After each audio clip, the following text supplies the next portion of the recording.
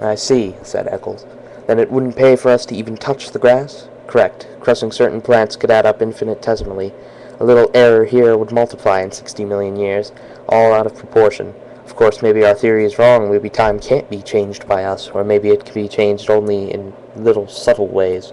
Dead mouse here makes an insect imbalance there, a population disproportion later, bad harvest further on, a depression, mass starvation, and finally a change in social temperament in far-flung countries, something much more subtle like that.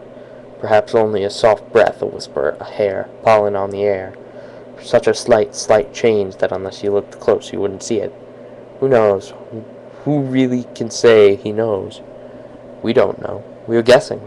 And until we do know for certain whether our messing around in time could make a big roar or a little rustle in history, we're being careful. This machine, this path, your clothing and bodies were sterilized, as you know, before the journey. We wear these oxygen helmets so that we can't introduce our bacteria into the ancient atmosphere. How do we know which animals to shoot? One of the hunters asked. They're marked with red paint, said Travis. Today, before our journey, we sent Lesperance here back with the machine. He came to this particular era and followed certain animals. Studying them? Right, said Lesperance. I tracked them through their entire existence, noting which of them lives longest. Very few. How many times they mate? Not often. Life's short, and when I find one that's going to die when a tree falls on him, or one that drowns in a tar pit, I know the exact hour, minute, and second. I shoot a paint bomb. It leaves a red patch on his side. We can't miss it. Then I correlate our arrival in the past so that we meet the monster not more than 2 minutes before he would have died anyway. This way we kill only animals with no future, that are never going to mate again. You see how careful we are. But if you came back this morning in time, said Eggers eagerly, you must have bumped into us, our safari. How did it turn out? Was it successful? Did all of us get through alive? Travis and Lesperance gave each other a look. That'd be a paradox, said the latter. Time doesn't permit that sort of a mess, a man meeting himself. When such occasions threaten, time steps aside, like an airplane hitting an air pocket. You felt the time machine jump just before we stopped? That was us passing ourselves on the way back to the future. We saw nothing. There's no way of telling if this expedition was a success, if we got our monster, or whether all of us, meaning you, Mr. Eccles, got out alive. Eccles smiled palely. Cut that, Travis said sharply. Everyone on his feet. They were ready to leave the machine. The jungle was high, and the jungle was broad, and the jungle was the entire world forever and forever. Sounds like music and sounds like flying tents filled the sky, and those were pterodactyls soaring with carnivorous gray rings, gigantic bats of delirium and night fever. Eccles, balanced on the narrow path, aimed his rifle playfully. Stop that, said Travis. Don't even aim for fun, blast you. If your gun should go off. Eccles flushed. Where's our Tyrannosaurus? Lesperance checked his wrist watch. Up ahead. We'll bisect his trail in 60 seconds. Look for the red paint. Don't shoot until we give the word.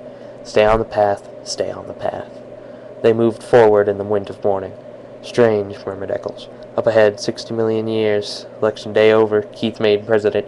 Everyone celebrating, and here we are, a million years lost. And they don't exist. The things we worried about for months, a lifetime, not even born or thought of yet. Safety catches off, everyone, ordered Travis. You, first shot, Eccles. Second, Billings. Third, Kramer. I've hunted tiger, wild boar, buffalo, elephant, but now this is it, said Eccles. I'm shaking like a kid. Ah, said Travis. Everyone stopped. Travis raised his hand. Ahead, he whispered. In the mist. There he is. There's his royal majesty now. The jungle was wide and full of twitterings, rustlings, murmurs, and sighs. Suddenly it all ceased, as if someone had shut a door. Silence. Out of the mist, 100 yards away, came Tyrannosaurus Rex. It, whispered Eccles. It. Shh, one of the hunters whispered. It came on great, oiled, resilient, striding legs. It towered 30 feet above half of the trees, a great evil god folding its delicate watchmaker's claws close to its oily reptilian chest. Each lower leg was a piston, 1,000 pounds of white bone sunk in thick ropes of muscle, sheathed over in a gleam of pebbled skin like the mail of a terrible warrior. Each thigh was a ton of meat, ivory, and steel mesh, and from the great breathing cage of the upper body those two delicate arms dangled out front, arms with hands which might pick up and examine men like toys while the snake neck coiled. And the head itself? A ton of sculptured stone lifted easily upon the sky. Its mouth gaped, exposing offensive teeth like daggers. Its eyes rolled, ostrich eggs empty of all expression save hunger. It closed its mouth in a death grin. It ran, its pelvic bones crushing aside trees and bushes. Its taloned feet clawing damp earth, leaving prints 6 inches deep wherever it settled its weight. It ran with a gliding ballet step, far too poised and balanced for its 10 tons. It moved in a sunlit area warily, its beautifully reptilian hands feeling the air. Why? Eccles twitched his mouth. It could reach up and grab the moon. Shh! Travis jerked angrily. He hasn't seen us yet. It can't be killed, Eccles pronounced this verdict quietly, as if there could be no argument. He had weighed the evidence, and this was his considered opinion. The rifle in his hand seemed a cap gun. We were fools to come. This is impossible. Shut up! Hissed Travis. Nightmare. Turn around, commanded Travis. Walk quietly to the machine. We'll remit half your fee. I didn't realize it would be this big, said Eccles. I miscalculated, that's all, and now I want out. It sees us. There's the red paint on its chest. The tyrant lizard raised itself. Its armored flesh glittered like 1,000 green coins. The coins, crusted with slime, steamed in the slime. Tiny insects wriggled, so that the entire body seemed to twitch and undulate. Even while the monster itself did not move, it exhaled. The stink of raw flesh blew down the wilderness. Get me out of here, said Eccles. It was never like this before. I was always sure I'd come out alive. I had good guides, good safaris, and safety. This time I figured wrong. I've met my match and admit it. This is too much for me to get hold of. Don't run, said Lesperance. Turn around and hide in the machine. Yes. Eccles seemed to be numb. He looked at his feet as if trying to make the move. He gave a grunt of helplessness. Eccles! He took a few steps, blinking, shuffling. Not that way.